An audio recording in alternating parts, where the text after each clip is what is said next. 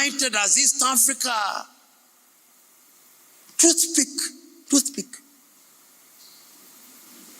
Ukiingia China Square, unapata toothpick tunanunua kutoka Uchina. And when Europe have abandoned their clothes, they bring them to Gikomba. What Europe has rejected, not one except Mauritius and Rwanda, who have reached 8%. We are importing maize from Brazil that was meant for cows.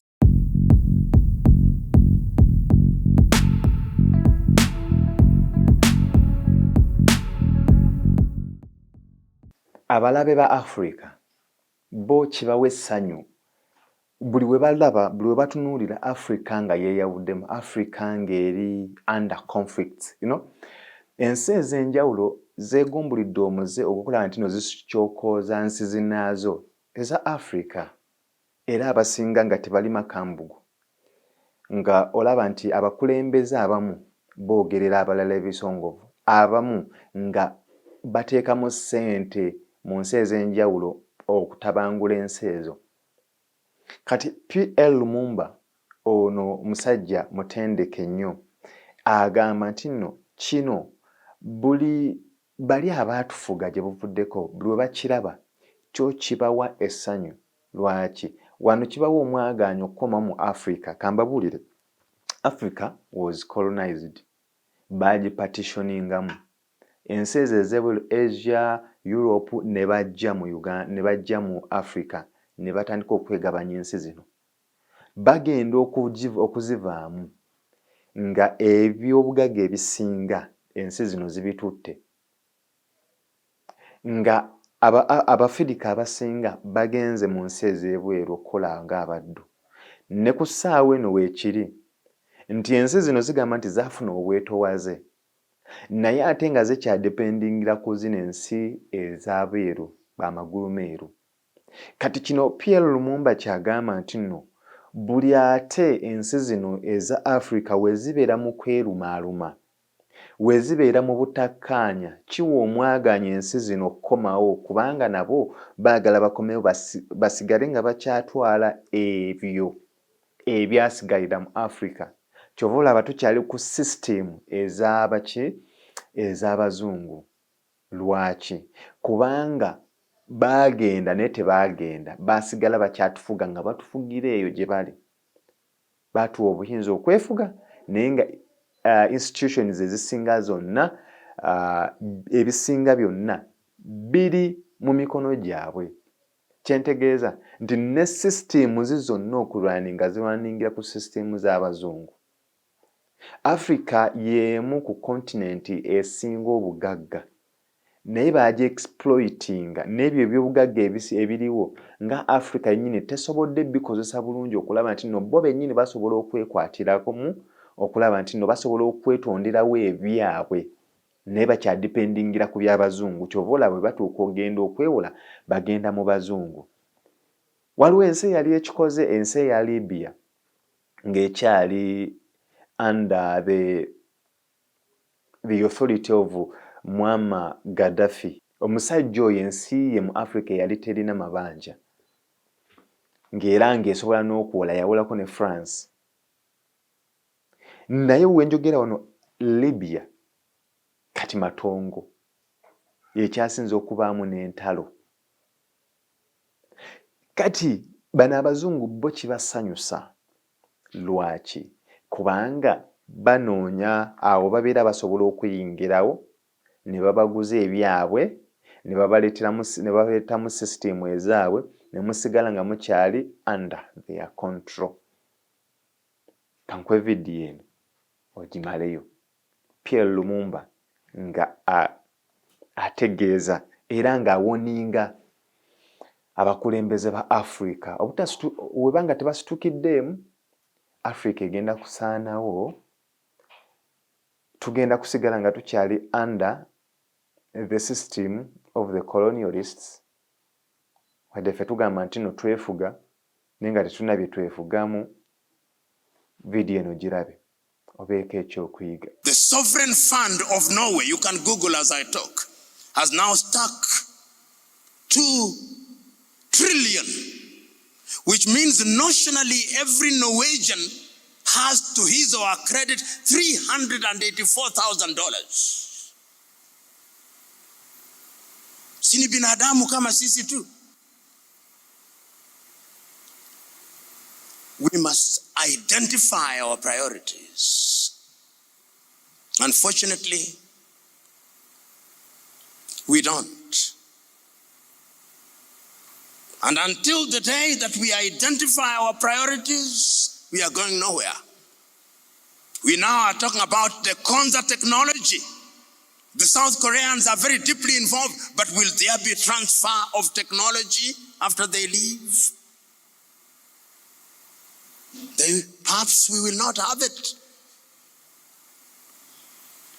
We are talking about, as I speak to you now, the university, public university, have been on strike for almost a month. That is a national crisis and emergency. Have you heard our parliament meet that there is a national crisis?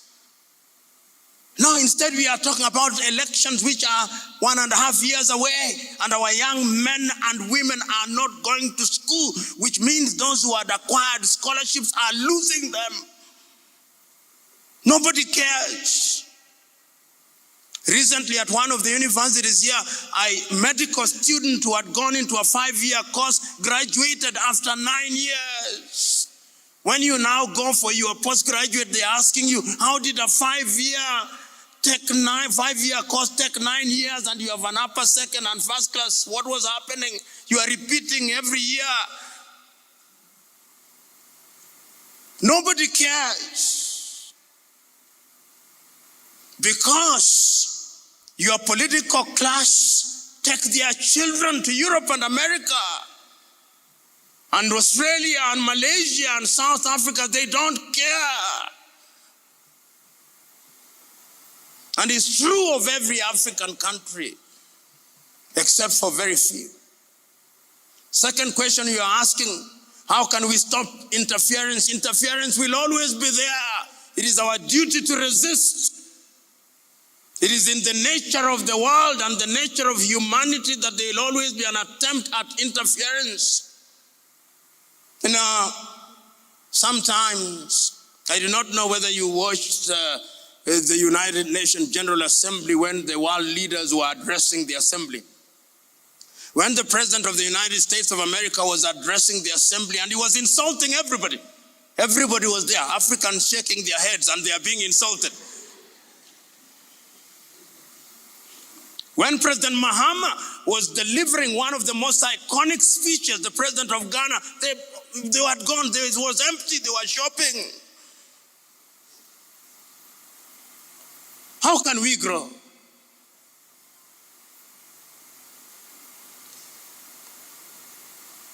The fault is with us.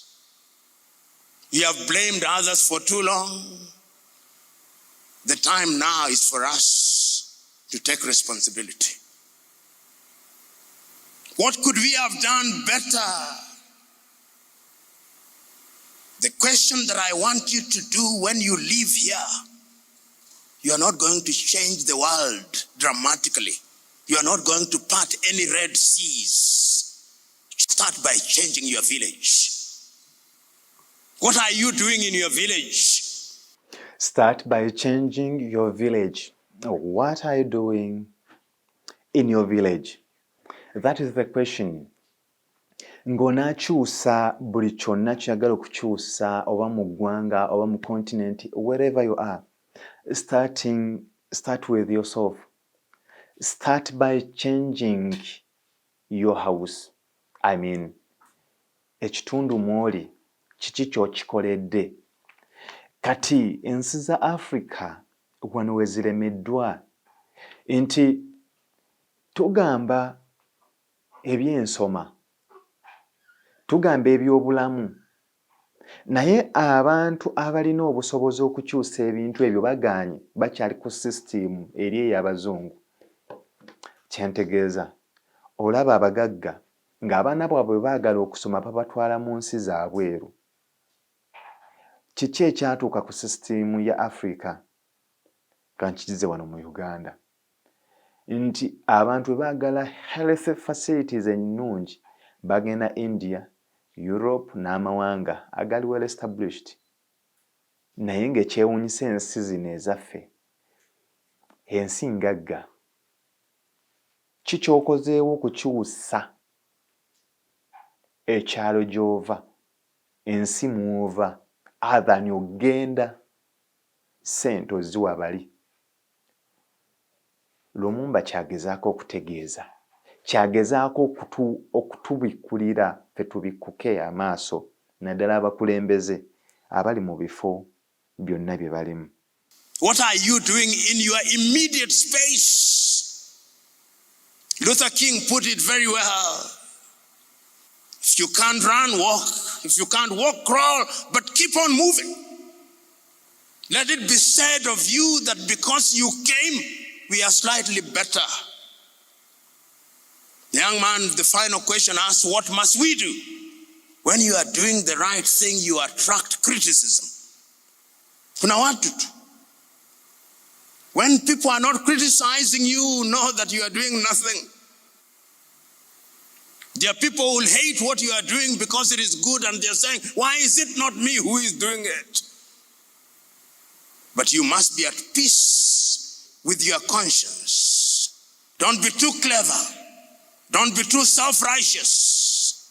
I want you to read 2 poems before you leave here. I hope they'll be read to you. One of them is by Rudyard Kipling, a poem that you know so very well. If somebody will get it. The next poem that I want you to read is the poem entitled Fear by the Lebanese American Khalil Gibran. Who can get Khalil Gibran? And you read the poem, then I shut up. Khalil Gibran. The poem is Fear. Somebody has found it? Come, read it. Khalil, that's one of the greatest poems I've ever read. Khalil Gibran. Fear. Read it as if you are reading a poem. Karibu ndugu. Soma kwa mtiririko mzuri tu. Umeipata? Imepotea tena? Teknolojia inakutesa? Mwingine ameipata? Yeah, please. Read it. Yeah, just read it. Okay. Let me read. It is said that before entering the sea, a river trembles with fear. She looks back at the path she has traveled, from the peaks of the mountains, the long winding road crossing forests and villages, and in front of her, the seas and ocean so vast that to enter, there seems nothing more than to disappear forever. But there's no other way. The river cannot go back. Nobody can go back. To go back is impossible in existence. The river needs to take the risk of entering the ocean, because only then will fear disappear. Because that's where the river will know it's not about disappearing into the ocean, but of becoming the ocean. And the point I want to make when you talk about fear, when you are doing things, there'll be moments of doubt. As you move, you'll ask yourself, am I doing the right thing? And then you discover that you cannot go back. In a manner of speaking, you've crossed the Rubicon and burnt your boots. You think, am I going to be drowned? Then you think I'll disappear. Then you discover that you become part of a bigger thing, because in order to create a forest, you need every tree. In order to create the ocean, you need every droplet. You are all droplets. The ocean is AYLF. Swim in it. Question, my good friend from South Sudan.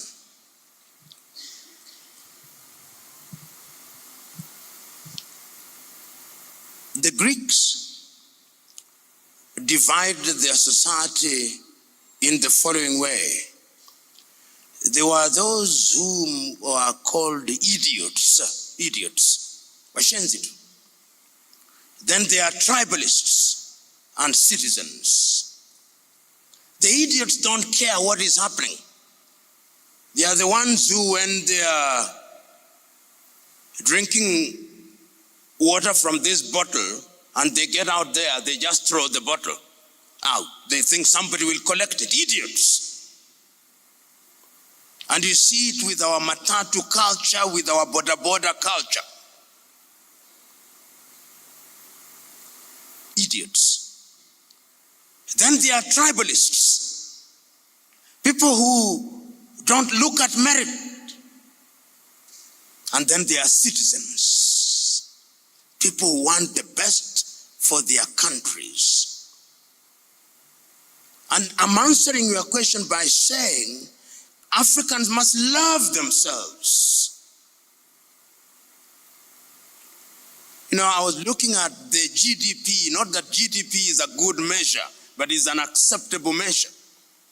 The GDP of Singapore, Singaporean population, I think it is not more than 5 million. The GDP of Singapore is bigger than all the 8 East African countries combined. 8 of them. 589. If you look at today's statistics which have been released, Kenyan GDP is 136, Tanzanian is 87, Ugandan is 67, Rwanda is 14, Burundi is 7.5 billion, South Sudan is 4.5. That is our GDP. What do they have? The mind is the standard. Mobile phones. There is not a single African country that produces the mobile phone. Rwanda assembles, we are also assembling. We only assemble. Why can't we? We are importing fish from China, did you know? Kenya imports fish feed from Brazil. I do not know what bottle you have on your, that water is from is what? The one in front of you? Dasani, Coca-Cola, water, maji, Coca-Cola, of Atlanta, America, maji, in Kenya, hata maji.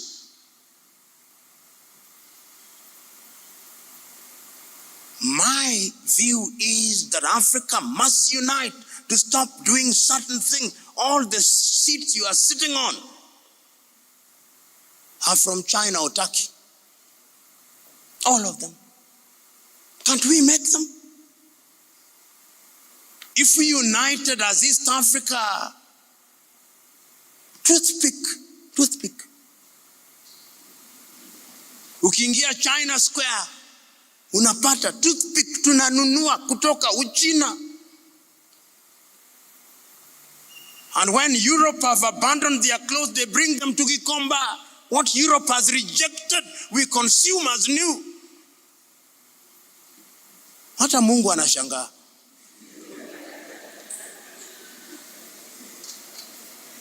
So my view is, within the East African community, look even at the education sector, and the academics here will tell you, we said that we were going to harmonize our education system, so that if I'm a student of engineering at the University of Dar es Salaam and I want to move to Mount Kenya University or to Embu University or to Murang'a University or Nairobi University, I just move.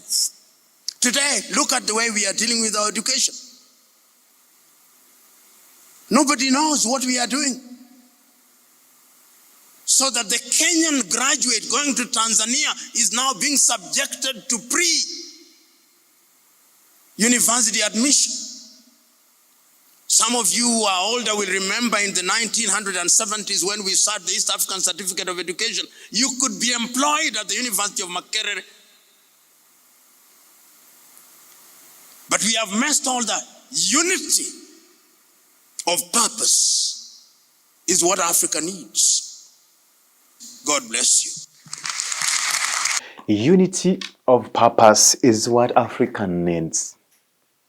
Africa must unite. It is a shame to say that Africa still imports I mean, imports things that can be done in Africa. An example, a very good example. Do you know that some African countries, Uganda inclusive, still imports toothpick from China? Chiche tutalina. It is a shame. Africa must unite. We need unity. Let me tell you this. Buli we batulabanga tulina ebintu bingi naye nga tusobola bikozesa nga bo bajja bateekawo conflicts. Ezo conflicts ezo ze bagenderako eno wansi nga bo bali abajjayo ebyaffe ffe tamanyi kukozesa.